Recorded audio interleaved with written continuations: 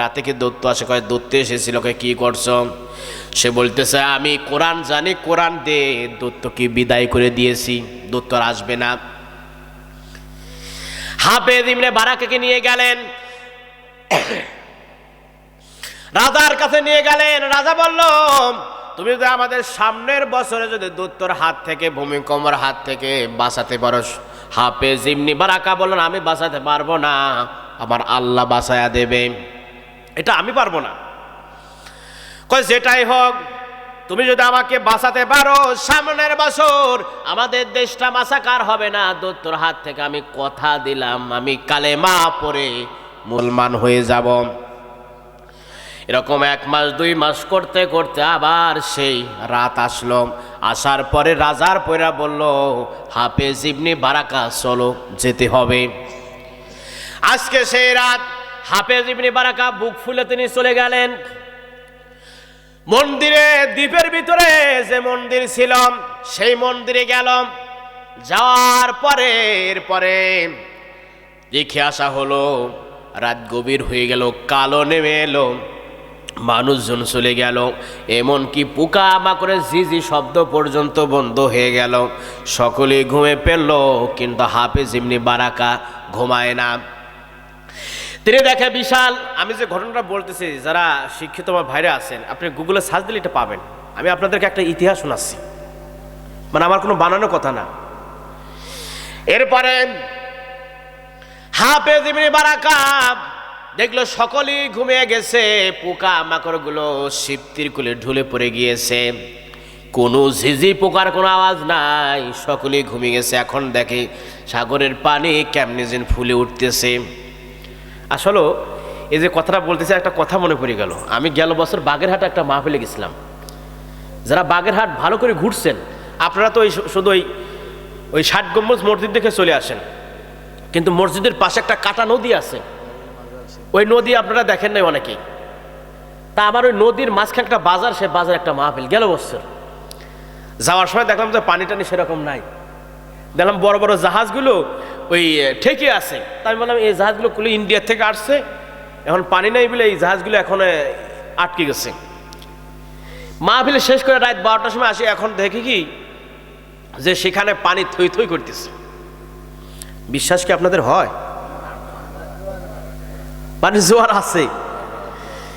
হাফেজ ইবনে বারাকা দেখলেন পানিগুলো ফুলে আসছে, এরপরে বিশাল বড় দৈত্য উঠে আসতেছে। দৈত্য যখন উঠে আসতেছেন হাফেজ ইবনে বারাকা তিনি কোরআন পড়া শুরু করে দিল।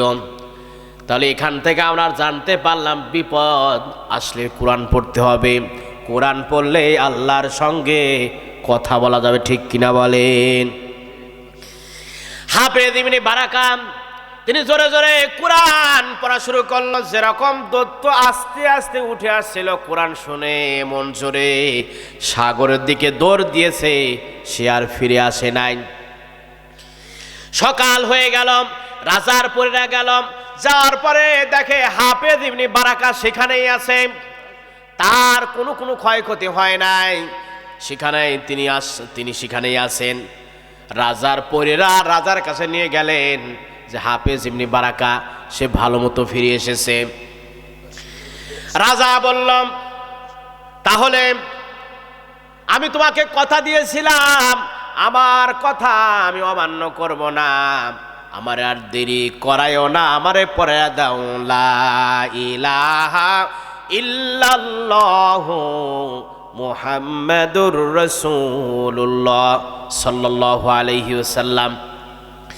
হাফেজ ইবনে বারাকা যখন তিনি সর্বপ্রথম কালেমা দাওয়াত দিলেন রাজার কাছে, সেখান থেকে এখন যারা মালদ্বীপ থাকেন অনেক মসজিদ মালদ্বীপে পাওয়া যায়, অনেক জায়গায় মসজিদের মিনার থেকে আজানের সুর কানে ভেসে আসে। এই জন্য আপনাকে যেখান থেকে থাকবেন সেখান থেকে আপনি ইসলামের দাওয়াত দিবেন, সেখান থেকে আল্লাহকে আপনি ভালোবাসবেন। যেখানে আছেন সেখান থেকে যদি আপনি আল্লাহকে ভালোবাসেন তাহলে ওখান থেকে আপনি আল্লাহর পেয়ে যাবেন, ঠিক কিনা বলেন? আমি আপনাদের সামনে ছোট্ট আর একটা ঘটনা বলবো। এখানে আমরা একত্র হয়েছি, কেউ ধনী কেউ গরিব, অনেক মানুষ প্রশ্ন করে, হুজুর আমি গরিব, লোকটা ধনী কেন হলো? একজন শিক্ষকের কাছে প্রশ্ন করতেন ছাত্র যে আমি এত কেন দরিদ্র হয়ে গেলাম? এ কথা বলার সঙ্গে সঙ্গে হঠাৎ করে সেই মাদ্রাসায় 50,000 টাকা এসেছে বাজেট। আসার পরে হুজুর বলতেছে যে সবচাইতে ধনী তাকে দিলাম 40,000, এরপরে কি আসো তাকে দিলাম 5,000, এরপরে কি আসো যে সবচাইতে গরিব লাস্টে 1 টাকা তাকে দেওয়া হলো। গরিব ছাত্র চিন্তা করলাম সবচাইতে বেশি তো আমার দেওয়ার দরকার ছিল, কিন্তু যে ধনী তাকে আরো বেশি দিলাম, নিশ্চয় তাহলে হুজুর ভুল করেছে। তখন 1 বছর কেটে গেল। 1 বছর কাটার পরে শিক্ষক বলল, ছাত্ররা একটা চুলা বানাও। একটা চুলা বানানোর পরে বিশাল বড় একটা তাওয়া আনা হলো, এরপরে আগুন ধরানো হলো। তাওয়া বিশাল গরম, বিশাল হিট। বলল যে 40,000 টাকা যাকে দিয়েছিলাম সে আসো তাওয়ার উপরে উঠি হিসাব দাও। হিসাব দেওয়া গেছে, পাও পড়ছে, কান পড়ছে, নাক পড়ছে, গলা পড়ছে, সবকিছু পুড়িয়ে গেছে। যাকে 5,000 দেওয়া ছিল সে খুশি হয়ে গেছে, যাই গিয়ে বাঁচিছি। যদি আবার 40 দিত তাহলে তো সমস্যা। যে কথাটা বলতেছে এটা কিন্তু মানে আমার আল্লাহ সুবহানাহু ওয়া তাআলার কথা আমি আপনাদের শোনাচ্ছি। এটা হবে আমার আল্লাহ এরকম বিচার করবেন। এই জন্য যার যা আছে আপনারা একটু হৃদয় দিয়ে আল্লাহর শুকর আদায় করেন, আলহামদুলিল্লাহ। এরপরে 5,000 কার দিয়েছিলাম আসো, 999 কারে দিয়েছিলাম আসো, 1 টাকা যার দিয়েছিলাম শুধু 1 পা কোনো রকম দিয়েছে। দেওয়ার পরে হিসাব দিয়েছে আমার টাকা দিয়েছিলেন, সঙ্গে সঙ্গে বিস্কুট কিনে খেয়ে শেষ করেছিলাম। মোমবাতির মধ্যে যদি আগুন এরকম আঙ্গুল যদি আপনি নাড়ান হাত পড়বে, যদি আমরা ধরে রাখেন তাহলে। ছোট্ট একটা ঘটনা আপনাদেরকে আমি শোনাবো এখন। আল্লাহ নবী তিনি ঘটনা শুনিয়েছেন 3000 বছর আগের ঘটনা। একজন বাদশা ছিল, তার সম্পদের কোনো অভাব ছিল না। আর যার সম্পদ থাকে অটোমেটিক তার ক্ষমতা চলে আসে, ঠিক কিনা বলেন? আমাদের বাংলাদেশে বর্তমান তাই। ওই লোকটা সুন্দরী একটা রূপসী একটা মেয়ে আল্লাহ দান করেছিলেন। মেয়েটা দান করার পরে তার আপন ভাতিজা চিন্তা করলো যদি আমার চাচাতো বোনকে বিবাহ করতে পারি তাহলে আমার চাচার ক্ষমতা পাবো, সম্পদ পাবো। নেতার মেয়ের সাথে বিয়ে দেয়। নেতা এক ছেলে তার মেয়ের সঙ্গে বিয়ে দেয়। মেম্বার আর এক মেম্বারের সাথে আত্মীয়তা করে। সরে সরে আলী এক সরে বিয়ে করে আর এক সরে শালি, ঠিক কিনা বলেন? নেতা চিন্তা করেছিল, তার ভাতিজা চিন্তা করলো যদি আমার চাচাতো বোনকে বিবাহ করতে পারে তাহলে ক্ষমতা তো আমার কাছে আসবে। এরপরে কি করলো, চিন্তা করলো যদি আমার চাচাকে বলি যে আপনার মেয়েকে আমি বিয়ে করবো, গর্দান নামায়া দেবে, এ কথা কোয়া যাবে না। আমাদের পৃথিবীতে এরকম একটা সিস্টেম আছে যে ওই উত্তর কোরিয়ার যে কিম জং তার নিজের আপন বাইরে সে মারছে, জবই করছে, তার চাচারা জবই করছে, মানে তার বিরুদ্ধে যে বলবে তাকেই মোটামুটি বিরাস ফায়ার। নেতাও ছিল সে ওই রকম 3000 বছর আগে সেই নেতাটা। তা ভাতিজা চিন্তা করলো যদি আমার চাচার কাছে বলি যে চাচা আপনার মেয়েকে আমি বিবাহ করবো তাহলে তোমার বিরাস ফায়ার করে দেবে, বলা যাবে না। তা চাচাকে বলতেছে চাচা অমুক গ্রামে একটা গান আছে, চলেন যে আমরা শুনি আসি। চাচা চিন্তা করছে ভাতিজার সঙ্গে যাবো, ভয় কিসের। এরপরে মধ্যে মাঠে গেছে, কিন্তু ভাতিজা চাদর গাইতে গেছে, তরোয়াল নেছে চাদরের মধ্যে। মাঠে যাওয়ার পরে তরোয়াল বের করে গর্দানে এক কোপ দিয়ে নামায় দিয়ে রাত্রে এসে হাত মুখ দিয়ে ঘরের মধ্যে শুয়ে আছে, কেউ যাতে টের না পায়। নেতা মারা গেছে। সকাল হয়ে গেল, এখানে বসো, এই পাশে বসো। সকাল হয়ে যাওয়ার পরে এরপরে চারিদিকে ছড়িয়ে গেছে যে আমাদের যে নেতা ছিল এই নেতা এখন আর নাই, মারা গেছে, কতল হয়েছে। যদি আপনাদের একজন ওয়ার্ড মেম্বার মারা যায় তাহলে ইউনিয়নের মানুষ জানবে, যদি ইউনিয়নের চেয়ারম্যান মারা যায় উপজেলার মানুষ জানবে, যদি উপজেলার চেয়ারম্যান মারা যায় তাহলে জেলার মানুষ জানবে, যদি এমপি মারা যায় সারা বাংলাদেশ জানবে, ঠিক কিনা বলেন?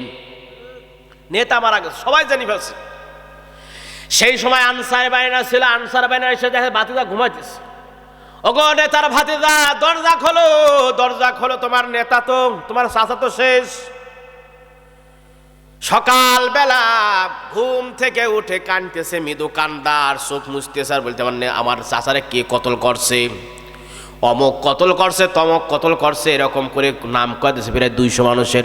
তাফসীরের কথা বলতেছে। কিন্তু আমাদের বাংলাদেশে এরকম ছিল কিনা এক সময়, মানে নেতার ভাতে দেখা যাচ্ছে অমক রাজাকার তমক রাজাকার, সবাই ধৈর্য ফাঁসি দিয়ে ফেলছে আগেই, সালিশ বিচার নাই। এরপরে বলতে অমক খুন করছে, তমক 200 মানুষের কতল করছে, শুলি চড়াইছে। তখন শুলি চড়াইছে, শুলি চড়ানোর পরে ওই জামানায় সুশীল সমাজ ছিল। শেখ হাসিনা যখন চিরনি অভিযান চালাইছিল বাংলাদেশে আমাদের মতন মানুষের উপরে, তখন আমাদের বাংলাদেশে সুশীল সমাজ বের হয়েছিল, তারা কথা বলেছিল, তাদেরকেও দমন করেছিল শেখ হাসিনা। এরপরে বলতে অমক খুন করছে, তমক 200 মানুষের কতল করে ফেলছে। ওই জামানায় সুশীল সমাজ তারা চিন্তা করলাম একজন মানুষকে মারার জন্য তো 200 মানুষের লাগে না। আল্লামা দেলোয়ার হোসেন সাঈদীকে বলা হয়েছিল সে 30,000 মা বোনের ইজ্জত লণ্ঠন করছে। এক রাতের ভিতরে 30,000 মা বোনের ইজ্জত লণ্ঠন করছে। নাউজুবিল্লাহ। শয়তান শুনেও হাসছে।